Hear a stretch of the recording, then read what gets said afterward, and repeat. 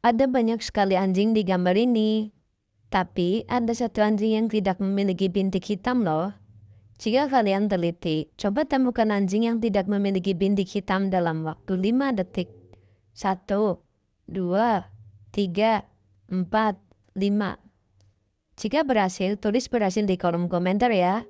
Buat yang belum berhasil, tenang aja, aku kasih tahu kok. Tapi sebelum itu, jika kalian sayang kedua orang tua, tekan tombol like dan subscribe secara bersamaan ya. Jika sudah, ini perbedaannya.